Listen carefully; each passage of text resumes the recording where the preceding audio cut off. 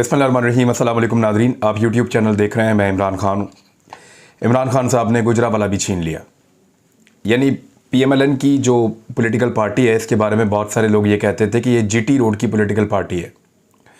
Multan road और GT road के साथ साथ ये पॉलिटिकल पार्टी चलती है। यहाँ पे इनका बहुत ज़ोर है।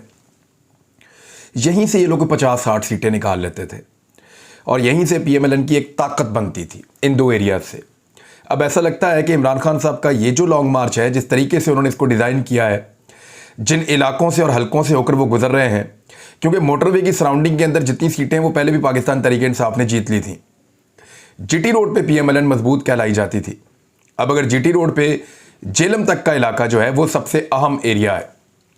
यहाँ से यानी गुजरावाला में, मुरीदके में, शेखुपुरा में आप आगे बढ़ जाएँ तो सियालकोट में, साथ उसके इलाका नारोवाल का है, उसके बाद आगे गुजरात आ जाता है, मंडी बहाउद्दीन आ जाता है। ये वो इलाके हैं जहाँ पे खारियाँ, ये वो एरियाज हैं जहाँ पे पीएमएलएन जीत जाती है, इलेक्शन अक्सर जीत जाती है। लेकिन यहाँ पे इमरान खान साहब ने लॉन्ग मार्च को ले जाकर पीएमएलएन के लिए इसको ताबूत बना देना है उनकी सियासत का।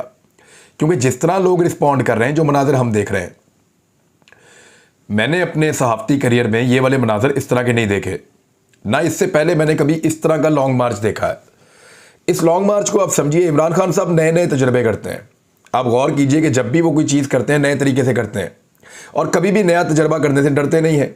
मुझे अच्छी तरह याद है कि पाकिस्तान की तमाम पॉलिटिकल पार्टीज़ दिन रात रो रही थी कि इमरान खान को बोलो लॉकडाउन लगाए, इमरान खान को बोलो पाकिस्तान को बंद करे, इमरान खान को बोलो बाज़ारों को, कारोबार को, सबको बंद करे और हर शख्स को उसके घर के अंदर बंद कर दे, कर्फ्यू लगा दे पाकिस्तान में। सब पॉलिटिकल पार्टीज कह रही थी, पाकिस्तान की एस्टेब्लिशमेंट भी यही कह रही थी। सब इमरान खान साहब पे दबाव डाल रहे थे और वो अकेले डट गए। उनकी अपनी पॉलिटिकल पार्टी ने भी दबाव डाला, मीडिया ने भी डाला। इमरान खान साहब अकेले डट गए और उन्होंने कहा कि मैं लॉकडाउन नहीं लगाऊंगा, मेरे लोग भूखे मर जाएंगे। उन्होंने स्मार्ट लॉकडाउन जो है ना, एक स्मार्ट लॉकडाउन उन्होंने मुतारिफ करवाया और फिर दुनिया ने माना कि सबसे बेहतरीन अंदाज में जो आदमी कोरोना वायरस के खिलाफ लड़ा है और जिसने सबसे अच्छा परफॉर्म किया है वो इमरान खान है। एक नया तजुर्बा था लेकिन उन्होंने किया और दुनिया ने उसको फिर फॉलो किया। ऐसा लॉन्ग मार्च भी दुनिया ने पहले कभी नहीं देखा, जो सुबह शुरू होता है, शाम तक चलता है, फिर लोग रेस्ट करने चले जाते हैं, लीडर भी चला जाता है, अगली सुबह वो दोबारा शुरू हो जाता है। यानी लाहौर से लेकर अगर आप रावलपिंडी तक देखें तो दर्जनों स्टेशन बने हुए हैं। एक स्टेशन से चलते हैं, लोग साथ मिल जाते हैं, दूसरे स्टेशन तक वो लोग साथ चलते हैं, दूसरे स्टेशन पे जाके इमरान खान साहब खिताब करते हैं, पुराने लोग वापस चले जाते हैं, अगले लोग फिर चल पड़ते हैं। इस तरह ये लॉन्ग मार्च जा रहा है। इमरान खान साहब अपने क्राउड को, अपने लोगों को थका नहीं रहे। कोई शख्स मिसाल के तौर पे 1 दिन के लिए लॉन्ग मार्च में आता है, कोई 2 दिनों के लिए आता है, कोई 6 घंटे के लिए आता है, कोई 8 घंटे के लिए आता है, लेकिन लोग इसका हिस्सा बनते हैं और वापस अपनी मामूल की ज़िंदगी में चले जाते हैं। इमरान खान साहब अपने क्राउड को थका नहीं रहे, वो लोगों की सिर्फ शमूलियत करवा रहे हैं। लेकिन जिस वक्त वो रावलपिंडी पहुंचेंगे, रवात क्रॉस करेंगे, तो उस वक्त फिर सबको कॉल आ जाएगी और फिर पूरा पाकिस्तान निकलकर रावलपिंडी की जानिब, इस्लामाबाद की जानिब बढ़ना शुरू हो जाएगा। ये एक नई हिकमत अमली है, नए तरह का लॉन्ग मार्च है, हमने दुनिया में कहीं नहीं देखा। इमरान खान साहब के ज़हन की पैदावार है। इससे पहले भी उन्होंने बहुत सारे नए नए तजुर्बे किए हैं।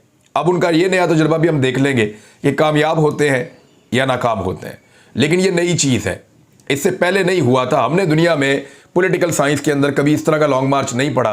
लॉन्ग मार्च तो कंटिन्यूसली जा रहा होता है, लेकिन ये रुकता है फिर चलता है, रुकता है फिर चलता है, और लोग उसी शिद्दत के साथ इसके अंदर शामिल होते हैं। शहर से शहर होते होते अब ये लंबा होता चला जा रहा है। तो इस नए तजर्बे का नतीजा क्या होगा? जो पुराने तजर्बाकार हैं, जिनका सियासत में 70 साल तजर्बा है, या जो पीडीएम की जमातें हैं जिनका सियासत में बहुत तजर्बा है, वो सारे नहीं कर पाएंगे। मुझे नहीं लगता कि इस नई चीज़ से निपटने के लिए ताकत के इस्तेमाल के अलावा उनके पास कोई और रास्ता है। बल्कि कुछ लोग तो ये कह रहे हैं कि पाकिस्तान में मार्शल लॉ लग जाएगा। इमरान खान साहब ने क्या कहा पहले वो सुन लें, उसके बाद मैं आपको बताता हूँ कि मार्शल लॉ क्या पाकिस्तान में वाकई लग जाएगा। क्या ये खबरें ठीक हैं? क्या वाकई में मार्शल लॉ लगाने के लिए अमेरिका ने या ताकतवर दुनिया के जो ममालिक हैं उन्होंने पाकिस्तान को ग्रीन सिग्नल दे दिया है कि आप पाकिस्तान में मार्शल लॉ लगता है तो लग जाए, कोई फ़र्क नहीं पड़ता, उनके मफादात का तहफ़्फ़ुज़ होना चाहिए। तो मैं आपके सामने तफसीलात अभी रख देता हूँ कि मार्शल लॉ लगाने के लिए इस वक्त क्या सिचुएशन है। गुजरावाला में लॉन्ग मार्च की शुरुआत से इमरान खान साहब ने खिताब किया, मैंने पाकिस्तान को टूटते देखा है। पाकिस्तान की सबसे बड़ी जमात का ताल्लुक मशरकी पाकिस्तान से था, जो इलेक्शन जीत गई थी। लेकिन मशरकी पाकिस्तान के अवाम को उनका हक नहीं दिया गया। यहाँ पे एक सियासतदान था, उसने अपनी कुर्सी बचाने के लिए साजिश की और फौज को उस पार्टी के खिलाफ खड़ा कर दिया, जिसके नतीजे में मुल्क टूट गया। अब दोबारा आसिफ अली जरदारी और नवाज शरीफ ये मिलकर साजिश कर रहे हैं मुल्क के खिलाफ, और सबसे बड़ी जमात पीटीआई और फौज और एस्टेब्लिशमेंट को एक दूसरे के खिलाफ खड़ा करना चाहते हैं, लड़ाना चाहते हैं। सारे चोरों का मकसद फौज का पीटीआई से टाकरा करवाना है। मेरा जीना मरना पाकिस्तान में है, नवाज शरीफ आया उसका मुकाबला करूंगा, उसके खिलाफ इलेक्शन भी लड़ूंगा। तो अगर वो इलेक्शन लड़ सकते हैं तो इमरान खान साहब ने उनको चैलेंज भी कर दिया है। देखिए एक चीज़ तो बड़ी क्लियर है, आज है मार्शाल्लाह की तरफ, वो बहुत इंपॉर्टेंट खबर है, तो इसके ऊपर बात इतनी मेरे ख्याल में काफ़ी है। लोग सुनते रहते हैं कि इमरान खान साहब क्या कह रहे हैं। जो हुजूम हम देख रहे हैं, जिस तरह का गुजरावाला ने इस्तकबाल किया, लगता है कि गुजरावाला भी गया पीएमएलएन के हाथ से। और आज इतनी फ्रस्ट्रेशन थी कि मरियम नवाज को वहाँ लंदन में प्रेस कॉन्फ्रेंस करनी पड़ गई। यानी छुट्टियाँ भी हराम कर दी हैं इमरान खान साहब के साथ खड़े हुए लोगों ने। लोग इतनी ज़ोरदार टक्कर मार रहे हैं, लोग ऐसे ज़बरदस्त तरीके से निज़ाम से टकरा रहे हैं, लोग इतने बड़े पैमाने पर इतनी बड़ी तादाद में बाहर आ रहे हैं और अपना हक मांग रहे हैं कि मरियम नवाज की बौखलाहट उनके चेहरे से दिखाई दे रही थी। गुजरावाला जब हाथ से निकल रहा है तो गुजरावाला यानी लाहौर तो तकरीबन हाथ से निकल गया पीएमएलएन के, और उनको ये मानना पड़ेगा कि लाहौर में अब 50-50 है। लाहौर उनका गढ़ हुआ करता था, 2 शहरों पे पीएमएलएन को बड़ा गुरूर था। जो चंद शहर 4-5 अगर मैं शॉर्ट लिस्ट करूँ तो पहले नंबर पर उनका शहर होता था लाहौर, दूसरा उनका साथ ही लाहौर की तरह मजबूत शहर होता था गुजरावाला, एक उनको बड़ा एतमाद था सियालकोट के ऊपर, फिर उन्हें लगता था सरगोदा में उनको नहीं हराया जा सकता, फिर नारोवाल के अंदर। अब ये शहर उनके हाथ से निकलते चले जा रहे हैं, और जैसे जैसे रेत हाथ से फिसल रही है, इन शहरों की आवाम उनसे दूर होती चली जा रही है, फ्रस्ट्रेशन बढ़ रही है। और वो हमने मरियम नवाज की आज ज़बान में, उनकी ज़बान के अंदर जो अल्फाज का चुनाव, उसके अंदर और फ्रस्ट्रेशन, वो सारी हमने देखी कि उनके हाथ से चीज़ें निकल रही हैं, सारी मेहनत ज़ाया हो रही है, इलेक्शन के अंदर उन्हें कुछ मिलने वाला नहीं है। दूसरे कुछ फैक्ट्स हैं, उनको आप अपने दिमाग में बिठा लें कि देखिए DGISI ने और पाक फौज के तर्जमान DGISPR ने, इन दोनों जर्नल्स ने इमरान खान जो पाकिस्तान की सबसे बड़ी सियासी जमात के लीडर हैं, उनके बारे में नापसंदीदगी का इजहार तो कर दिया है। यानी गिले शिकवे तो उनसे किए हैं, साफ साफ किए हैं। यानी नवाज शरीफ से आज तक कभी कोई गिला शिकवा नहीं किया, आसिफ अली जरदारी से नहीं किया, मौलाना फजलुर रहमान से नहीं किया, लेकिन इमरान खान से DGISI ने, DGISPR ने, या पाक फौज ही आप कह लेंगे, फौजी की आदत की ही नुमाइंदगी करते हैं ये लोग, तो इन्होंने इमरान खान से डिसप्लेयर का इजहार किया है, नापसंदीदगी का इजहार किया है और उनसे गिले शिकवे किए हैं। इसका मतलब ये है कि पाकिस्तान के इदारे इमरान खान को लेवल प्लेइंग फील्ड नहीं दे रहे। इमरान खान के पास लेवल प्लेइंग फील्ड नहीं है, इदारों के अंदर बैठे हुए लोग उनसे प्यार नहीं कर रहे, उनके खिलाफ हैं, उनसे गिले और शिकवे कर रहे हैं। ये बात तो आप कर लें क्लियर कि इमरान खान साहब को इदारों की जो सपोर्ट का एक एलिमेंट कहा जाता था, वो अब सपोर्ट तो दूर की बात है, वहाँ पे इमरान खान साहब के खिलाफ मुखालफत मौजूद है। और ये अब नजर भी आ रही है, गिले शिकवे उसी से की जाते हैं जिससे कोई थोड़ी सी आपकी मुखालफत हो, या आपको लगे कि ये बंदा ज्यादती कर रहा है, या आपको लगे कि ये बंदा, इसको ये नहीं करना चाहिए था जो ये कर रहा है, या आपको वैसे ही कोई और रीज़न हो सकता है। तो जो भी रीज़न है उसके तहत ये बात क्लियर रखें कि इस वक्त जो एस्टेब्लिशमेंट है वो इमरान खान साहब के साथ टकराई हुई है, तो level playing field Imran Khan के पास नहीं है। अब इमरान खान के पास है क्या? वो सिर्फ अवाम के बलबूते पर इलेक्शन मांग रहा है कि आ जाओ मैदान में, इलेक्शन करवा देते हैं। लेकिन एस्टेब्लिशमेंट भी ये बात जानती है और सारी पॉलिटिकल पार्टीज ये बात जानती हैं कि इलेक्शन आया तो हम सारे फारिग हैं, फिर हमें हुकूमत बचाने का भी मौका नहीं मिलेगा, हुकूमत बनाने का भी मौका नहीं मिलेगा। अवाम इमरान खान को 2/3 मेजॉरिटी के साथ जितवाएगी और वो पाकिस्तान के ताकतवर तरीन हुक्मरान के तौर पर आके बैठ जाएगा। अब इसमें 2 रास्ते हो सकते हैं, या तो टकराव किया जाए या मफामत की जाए। मफामत का तरीका यह है कि ठीक है, आप लेवल प्लेइंग फील्ड दें, इदारे अपने आप को बाहर रखें और इलेक्शन करवा दें पाकिस्तान में। जो भी इलेक्शन के नताइज हों उनको तस्लीम किया जाए और पाकिस्तान आगे बढ़े। टकराव का ये हो सकता है कि खुदा न खास्ता पाकिस्तान में एक और मार्शल लॉ लग जाए। इससे पहले पाकिस्तान में 4 मरतबा मार्शल लॉ लगे हैं, और उन चारों मार्शल लॉ को अगर आप देखें तो उससे पहले फौज ने कभी भी नहीं कहा कि वो मार्शल लॉ लगाएगी। इसका मतलब है ये एक ऐसी अनसर्टन चीज़ है जो पाकिस्तान में किसी भी वक्त हो सकती है। लेकिन क्या पाकिस्तान में मार्शल लॉ लग सकता है, ये सबसे बड़ा सवाल है। इसको जरा आप समझे, इस वक्त PDM की जमातें ये चाह रही हैं फजलुर रहमान साहब, नवाज शरीफ साहब, जरदारी साहब के मार्शल लॉ ही लग जाए। नवाज शरीफ साहब ने कहा कि दुनिया इधर से उधर हो जाए, मैंने इलेक्शन नहीं लड़ना। जब तक कि मुझे इलेक्शन जितवाने का बंदोबस्त नहीं किया जाएगा तब तक मैंने इलेक्शन नहीं लड़ना। जब तक इलेक्शन जीतने के लिए मुझे सहूलतें फराहम नहीं की जाएंगी तब तक मैंने इलेक्शन नहीं लड़ना, नवाज शरीफ साहब ने क्लियरली कह दिया। वो तो शायद अगले साल भी इलेक्शन ना लड़ें, जब इलेक्शन अपने वक्त के ऊपर आ जाए उस वक्त भी भाग रहे होंगे, क्योंकि इलेक्शन जीतना इमरान खान से नामुमकिन होता चला जा रहा है। तो पीडीएम की जमातें चाहती हैं कि चाहे मार्शल लॉ लग जाए, लेकिन इमरान खान नहीं आना चाहिए, क्योंकि इमरान खान आया तो एक नाइटमेयर होगा, एक डरावना ख्वाब होगा इमरान खान, जो इनके लिए बहुत परेशानियां पैदा कर देगा। लिहाजा चाहे मार्शल लॉ लग जाए। अब मार्शल लॉ क्या लग सकता है? देखिए, एक बात तो ज़हन में रखिए कि पाकिस्तान के खजाने की हालत आपके सामने है। आज से पहले जब जब मार्शल लॉ लगा पाकिस्तान में, पाकिस्तान के खजाने की इतनी बुरी हालत नहीं थी।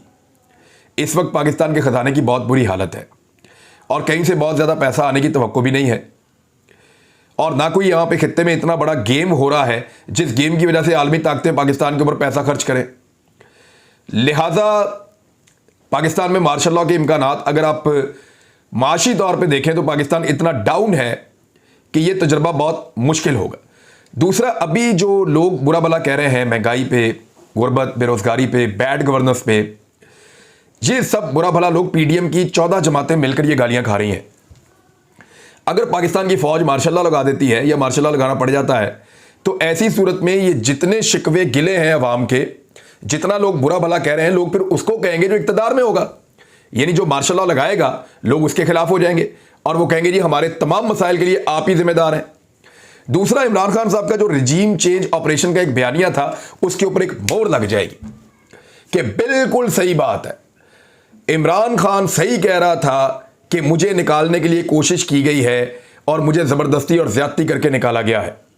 अब ये मार्शल लॉ इस बात के ऊपर मोहर सब्त कर रहा है कि क्योंकि इंपोर्टेड हुकूमत चल नहीं सकी तो इलेक्शन करवाते हैं तो इमरान खान आ जाता है, लिहाजा मार्शल लॉ ही लगा दो। अब मार्शल लॉ ना लग पाने की एक और बड़ी वजह है, वो ये है कि जब भी पाकिस्तान में मार्शल लॉ लगा तो पाकिस्तान में लीडरशिप का उस वक्त फुकदान था। ऐसा कभी नहीं हुआ कि पाकिस्तान में एक बेहतरीन लीडरशिप मौजूद हो और मार्शल लॉ लग जाए। लीडरशिप का जब फुकदान होता है तो तब मार्शल लॉ लगता है। इस वक्त लोग एक शख्स को अपना लीडर बना चुके हैं, 80% लोग उसको वोट करते हैं, पाकिस्तान की आवाम उसके साथ खड़ी है, जहां पे इलेक्शन लड़ता है 70 से 80% का वो रिजल्ट देता है। तो जब इतना मकबूल लीडर पाकिस्तान के अंदर मौजूद है तो उसकी मौजूदगी में आप मार्शल लॉ नहीं लग सकेगा, क्योंकि मार्शल लॉ लगाएंगे वो शख्स और उसकी जो पॉलिटिकल पार्टी है वो उसकी मुजामत करेंगे, और सबको मार्शल लॉ के खिलाफ मुजामत करनी चाहिए। पाकिस्तान एक जमहूरी मुल्क है और जमहूरी इसका आइन है, इसका एक कानून है, तो वहां पे मार्शल लॉ जैसी चीज की कोई गुंजाइश नहीं है। लेकिन अगर इतना लगेगा भी तो उतनी आसानियां नहीं होगी। पाकिस्तान में जब जब मार्शल लॉ लगा लोगों ने मिठाइयां तकसीम की, क्योंकि पॉलिटिकल क़यादत बहुत ज्यादा नीचे चली जाती थी, फौजी क़यादत ऊपर आ जाती थी और मार्शल लॉ लग जाता था, लोग मिठाइयां बांटते थे। इस मरतबा जो है वो सूरत कुछ और है। सूरत एक इलेक्शन का तकाजा कर रही है। अगर इस सूरत हाल में मार्शल लॉ लगाया गया या मार्शल लॉ खुदा न खास्ता लगा तो लोग उसके ऊपर रद्द-ए-अमल देंगे और हमारा इदारा जो बड़ा कीमती इदारा है उसके लिए मजीद मुश्किलात पैदा होगी, उसका जो एक शोहरत है उसको भी नुकसान पहुंचेगा। अब जो लॉन्ग मार्च है वो इतना लंबा होता चला जा रहा है इमरान खान साहब का कि एतवार वाले दिन वो जेलम पहुंचेगा। एतवार को जब जेलम पहुंचेंगे तो उसके बाद फिर रावलपिंडी की तरफ बढ़ना है। मुझे ऐसा लगता है कि एक हफ्ता और ये चलता रहेगा, यानी इस एतवार तक ये जेलम पहुंचेगा। जेलम से आगे रावलपिंडी पहुंचने में भी ये लॉन्ग मार्च 3 से 4 दिन लेगा, फिर जुम्मा आ जाएगा और फिर जुम्मा हफ्ता एतवार क्या होगा रावलपिंडी में, ये एक स्ट्रेटजी है। इसके कुछ पोर्शंस का मुझे पता है, मुझे इसका आइडिया है कि वहां क्या होने जा रहा है।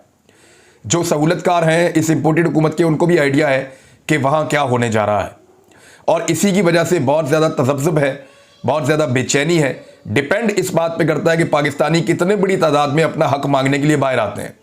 अगर तो पाकिस्तानी बहुत बड़ी तादाद में अपना हक मांगने के लिए बाहर आते हैं, बल्कि जो रिटायर फौजी अफसरान की तंजीमें हैं उन्होंने भी कहा है कि वो और उनकी फैमिलीज़ भी आएंगे, और बहुत सारे जो रिटायर ऑफिसर्स हैं वो कह रहे हैं कि वो भी आएंगे, आम शहरी कह रहे हैं कि वो भी आएंगे। तो इस तरह सिविल सोसाइटी है, वुकला की तंजीमें वो सारी की सारी आ रही हैं।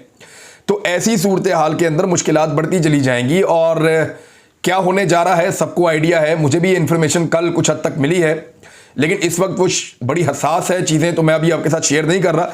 वक्त के साथ साथ आपके सामने आ जाएगा। इस्लामाबाद डी चौक बहुत पीछे रह गया है। ये लॉन्ग मार्च रावलपिंडी में अपना काम करेगा, और रावलपिंडी में क्या करेगा ये आपको वक्त बताएगा। अब आदम सवाती एक मुश्किल बनते चले जा रहे हैं, और बहुत बड़ी मुश्किल बनते चले जा रहे हैं। आदम स्वाति साहब का अगर आप स्टेटमेंट के बाद एक स्टेटमेंट देखें तो मैंने आपसे कहा था कि ये बहुत स्लो आएंगे, लेकिन मैं इनको जानता हूं कि ये एक मुसीबत बन जाएंगे।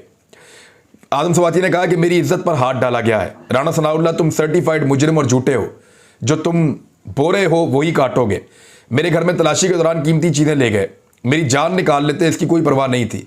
उन्होंने मेरी इज्जत पर हाथ डाला है। यह सियासत नहीं, मेरे और मेरे खानदान की इज्जत पर हाथ डाला गया है। बैनुल अक़वामी फोरम पर जाऊंगा। एक सेनेटर की इज्जत महफूज नहीं है। यह कानून सेक्टर कमांडर फैसल के लिए नहीं है। FIA असिस्टेंट डायरेक्टर अयाज को बुलाए, वो बता देगा कि कौन कौन इस जुर्म में शामिल था। मुझे बेलबास किया गया तो कौन कौन मुझ पर हंस रहा था। उन्होंने मुझ पर तशद्दुद किया और मेरी चीखों की वीडियोस बनाते रहे। मेरा जुर्म सिर्फ एक बड़े ताकतवर आदमी के खिलाफ ट्वीट करना है। शहबाज गिल का नाम डाल दिया गया है एग्जिट कंट्रोल लिस्ट के अंदर। कोई फर्क नहीं पड़ता, पाकिस्तान ही अपना मुल्क है। और मेरे ख्याल में जिस आदमी ने सोचा होगा उसने पाकिस्तान से नहीं जाना। शहबाज गिल ने अगर जाना होता तो बहुत पहले भाग जाता। मुझे नहीं लगता उसको फर्क पड़ेगा इस बात से, वो यहाँ पाकिस्तान में ही मौजूद रहेगा। तो नादरीन, ये मार्शल लॉ के हवाले से कुछ सवालात थे, मैंने आपके सामने रख दिए। इम्कानात बहुत कम हैं, लेकिन इसके बावजूद ये बात याद रखिएगा कि पाकिस्तान में कुछ भी हो सकता है। लेकिन एक और बात भी याद रखिएगा कि पाकिस्तान की कौम ने चीज़ों के ऊपर अपना हक मांगने के लिए रद्द अमल देना भी सीख लिया है। अब तक के लिए इतने, अपना ख्याल रखिएगा, अपने चैनल का भी। अल्लाह हाफ़िज़।